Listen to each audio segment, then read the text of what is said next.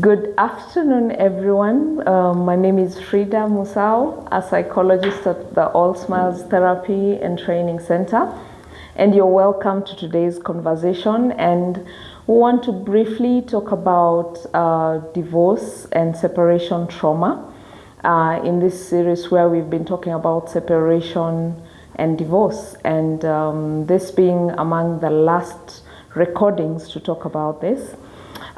It's fair to introduce this by talking about what really is trauma. And trauma are, when you talk about traumatic events, when you talk about trauma, it's a deeply disturbing event and that can cause psychological and emotional distress to an individual.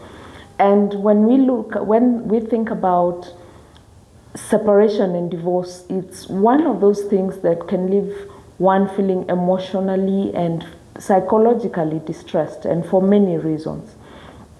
And it's good to identify why or some of the factors that may cause or may contribute to the trauma around divorce and separation. And of course, you will always, and especially in the Kenyan context, many a times when divorce is oncoming, the partner who plans to apply for the divorce or the partner who plans to separate from the marriage usually sometimes may not inform the other partner, so they find themselves blindsided. So it comes as a surprise, because I usually have this saying that no one gets into a marriage to leave. So that may come as a surprise to them, leaving them feeling helpless, and because this is a decision that was made, maybe they were never consulted. So that is one of the factors. And another factor we could consider as leading to trauma is where there is abuse in the relationship, be it physical abuse, emotional abuse, any form of abuse from one partner to another may actually also lead to the trauma around the separation and the divorce. The feeling, where someone maybe is being physically abused, the whole physical, maybe they have a black eye and all that can lead to a traumatic separation.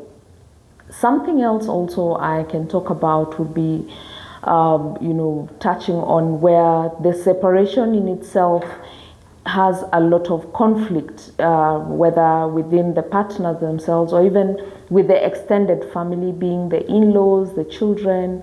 Sometimes divorces and separation can be very chaotic, and that can lead someone feeling either partner or either party to the divorce, or even the children themselves in that family setup or in that marriage, can get traumatized.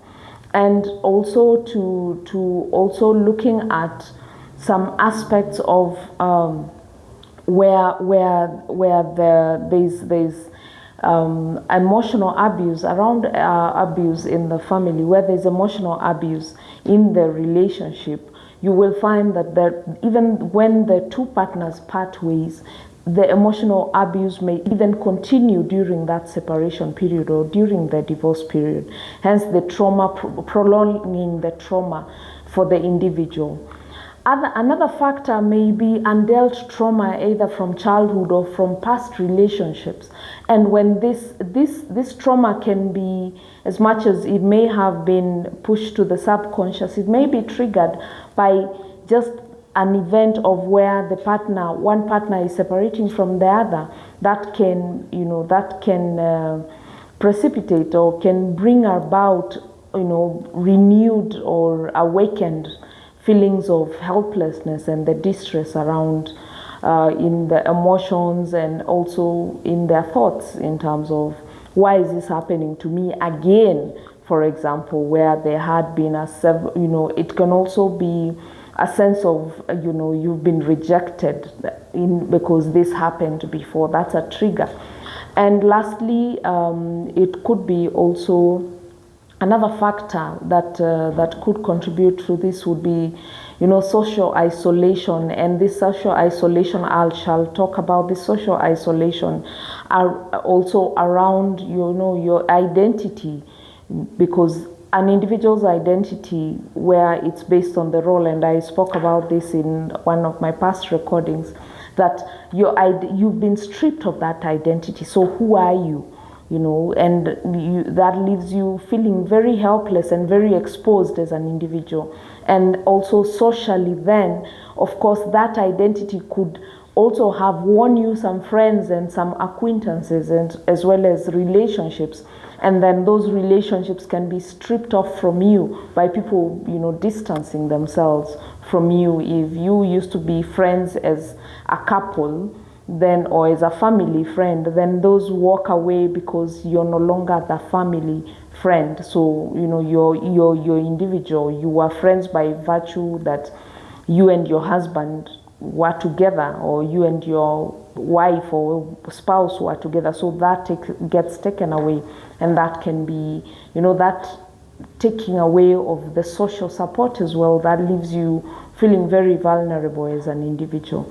So that we shall be looking at then, what are some of the ways that we can help ourselves around trauma. And this I would like to encourage. If you feel that you are going through some trauma of some sort, or you are going through a crisis due to a separation or a divorce, call us on our reach out to us on our contacts, and we are able to help you walk through this this phase of your life, and restructure accordingly where you need self-help for to rediscover and reclaim your mental wellness around such a time.